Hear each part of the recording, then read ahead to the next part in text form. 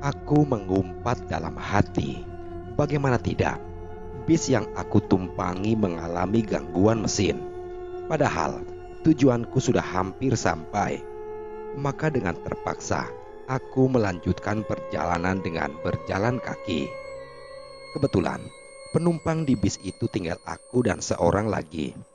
Beruntunglah jarak tempat yang aku tuju sudah tak begitu jauh. Maka sambil berjalan kaki, aku mencoba menelpon temanku supaya menjemputku. Sial, baterai ponselku malah habis. Aku memang sedang dalam perjalanan menuju rumah temanku. Rio namanya. Teman zaman kuliah dulu, teman satu kamar, dan teman satu piring makan. Aku sangat bersyukur hubungan kami tetap baik hingga saat ini. Bahkan bisa dibilang sudah seperti keluarga sendiri. Aku mempercepat langkahku. Gerimis yang semula mereda kini kembali melebat. Tidak ada warung atau kedai-kedai angkringan di sepanjang jalan yang kulewati. Di rumah sahabatku itu, aku yakin sudah dimasakkan makanan-makanan istimewa. Ikan bawal misalnya. Namun bawal itu belumlah pasti seperti yang kubayangkan. Yang pasti perut ini sudah terasa mendesak perlu diisi. Hujan pun turun semakin deras. Beruntungnya ada sebuah pondok kecil yang biasa digunakan untuk berteduh. Bekal selama perjalananku sudah habis. Roti secuil sisa kemarin pun sudah tidak tersisa lagi. Beruntunglah sebatang rokok masih tersimpan rapi di wadahnya. Sembari menunggu hujan reda, aku nyalakan saja rokok yang tinggal satu-satunya itu. Terakhir kali aku kemari sekitar 5 tahun yang lalu. Masih juga aku jumpai andong untuk mengantar penumpang ke sana dan kemari. Tapi aku yakin saat ini andong-andong itu pasti tergusur oleh pangkalan ojek, apalagi ojek online. Aku masih sangat ingat saat entah yang keberapa kali aku kesini, aku terjungkal dari dalam tempat duduk andong yang kutumpangi. Masalahnya saat itu aku sangat lelah dan mengantuk berat. Sakitnya memang tidak seberapa, cuma malunya yang susah untuk sembuh. Waktu telah menunjukkan pukul 5 sore lebih sedikit. Aku semakin gelisah karena hujan tidak kunjung reda juga.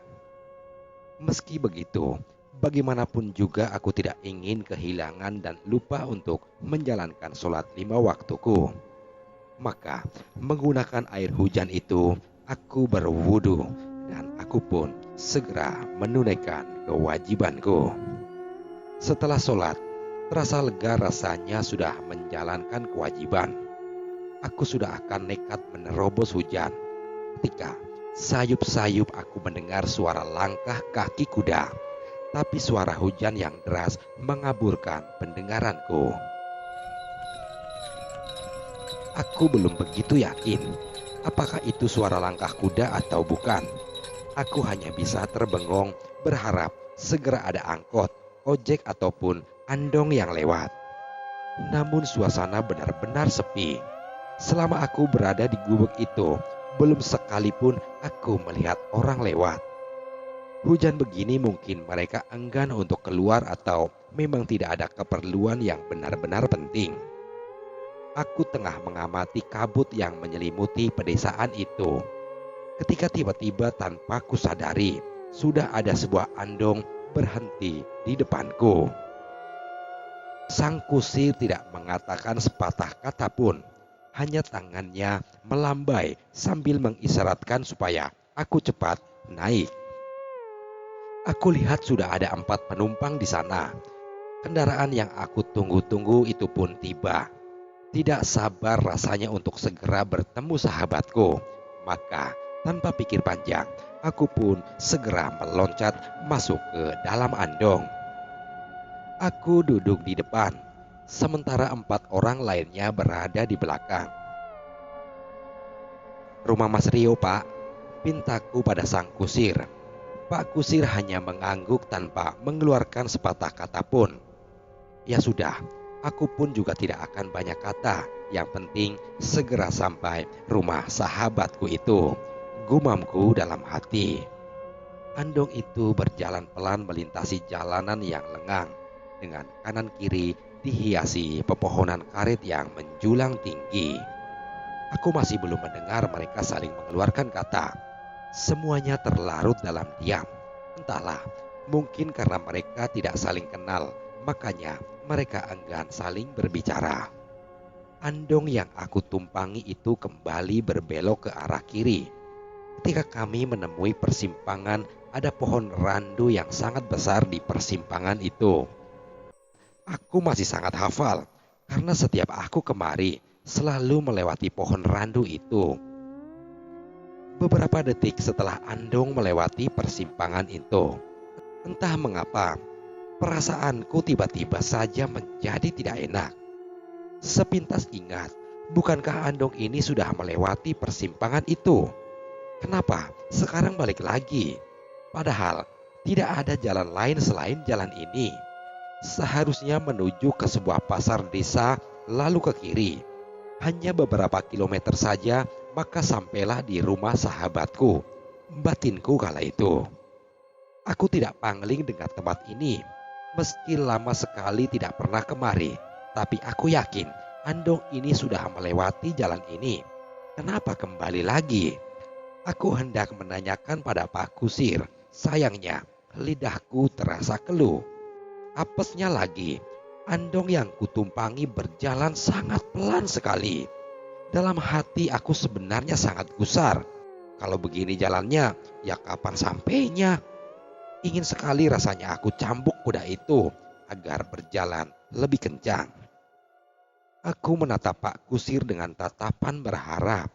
Ayo Pak, cambuk kuda itu agar biar segera sampai. Namun nyatanya dia tidak mencambuk kudanya sama sekali. Dia juga tidak memegang talinya supaya kudanya berbelok ke kiri atau ke kanan. Kuda itu seperti berjalan sendiri tanpa diarahkan.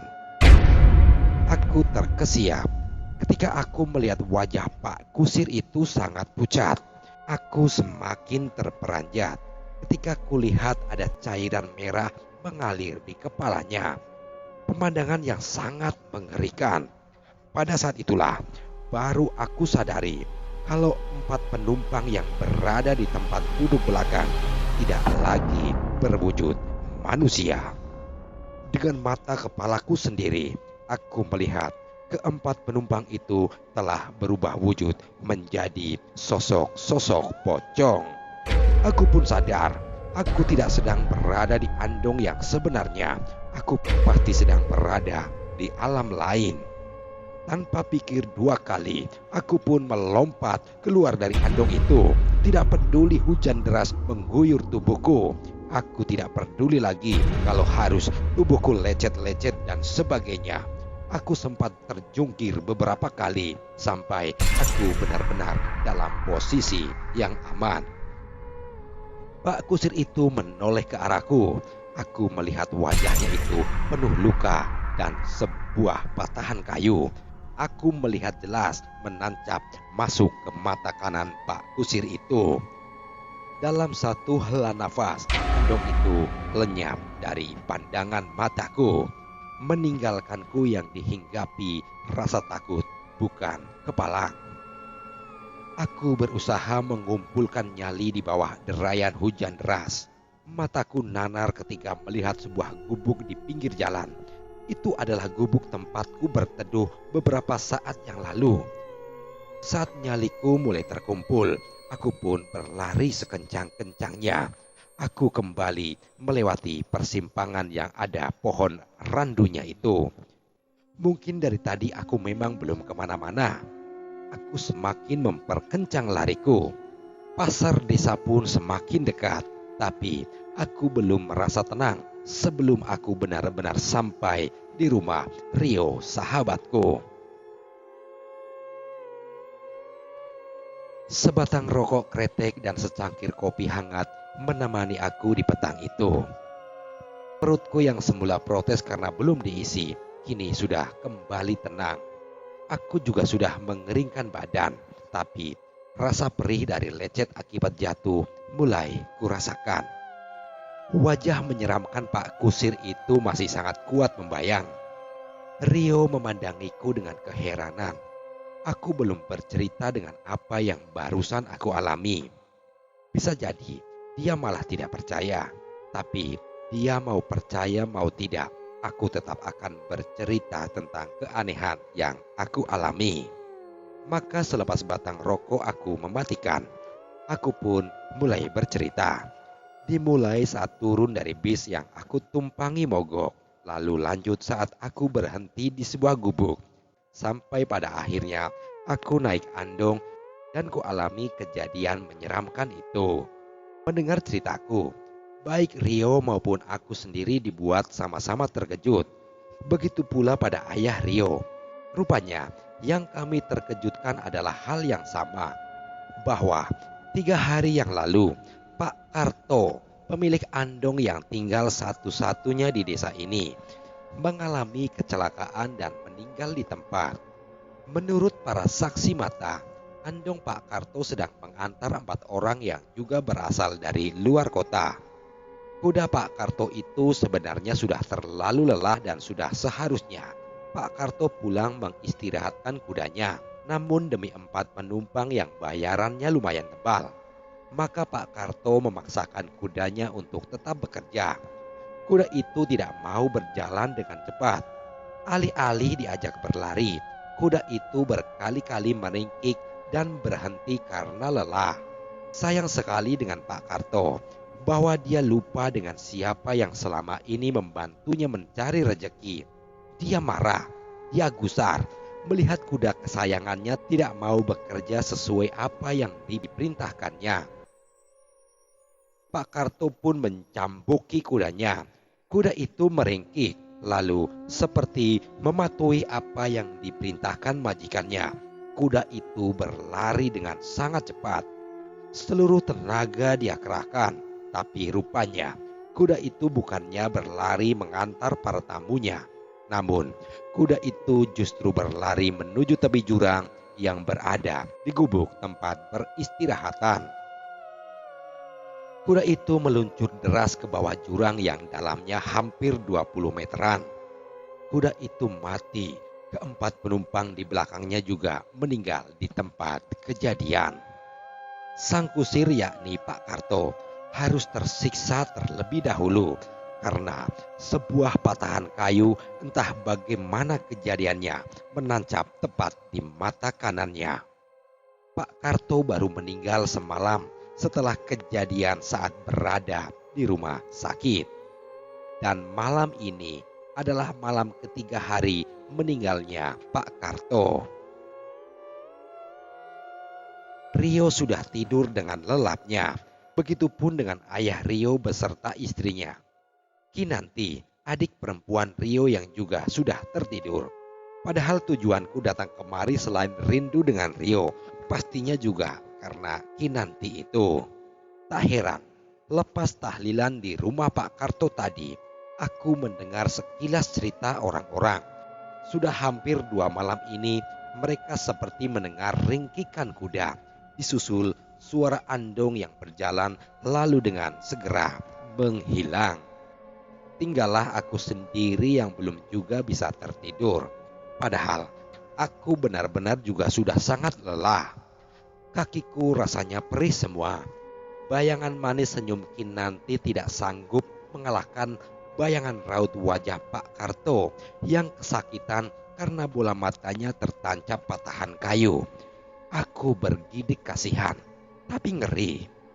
Satu-satunya orang yang masih memiliki andong di desa ini kini telah tiada. Bulu kuduku pun merebang hebat. Tiba-tiba aku memekik pelan. Aku benar-benar mendengar suara langkah kaki kuda. Suara itu memang berada di kejauhan, namun jelas sekali kalau itu adalah suara kaki kuda. Ada suara gemerincing yang mengikuti. Sesekali terdengar suara kuda itu meringkik. Keringat dingin semakin membasahi sekujur tubuhku. Aku pun membaca doa-doa sebisanya. Suara langkah kaki kuda itu pun kurasa semakin dekat. Rasanya bahkan sudah berada di sekitar rumah ini. Jelas-jelas itu suara Andong. Aku menggigil membayangkan Pak Karto dengan wajah yang rusak mengerikan, membawa penumpang 4 orang berwujud pocong. Dan aku memang sudah melihatnya. Aku benar-benar satu andong dengan mereka. Sekarang mereka berada di sekitar rumah ini. Tidak, aku tidak ingin bertemu lagi dengan mereka. Namun tiba-tiba saja, aku mendengar suara pintu depan diketuk. Aku jelas tidak berani membukanya, tapi suara ketukan itu semakin keras. Aku coba membangunkan Rio, namun sungguh seperti kerbau, anak itu sedikit pun tidak bergerak. Suara ketukan itu semakin keras, bahkan terdengar seperti gedoran. Ada sesuatu yang mendorongku untuk memberanikan diri bertanya, "Siapa itu?" "Aku Karto, nak. Tolong bukakan pintu. Tolong." Nyaliku seketika menciut. Pandanganku berkunang-kunang. Itu adalah Pak Karto, sang kusir Andong itu. Gumamku. Aku nyaris tidak ingat apa-apa ketika aku dengar suara Andong pergi menjauh. Ada tawa yang menggema bersamanya. Ada tawa Pak Karto di antara gemerincing, lonceng, dan langkah kaki kuda. Setidaknya aku sedikit lega karena Andong itu semakin menjauh dan lenyap dengan perlahan. Itu adalah pengalaman sekali seumur hidupku, naik Andong bersama makhluk tak kasat mata. Demikian cerita kali ini. Sekian dan terima kasih.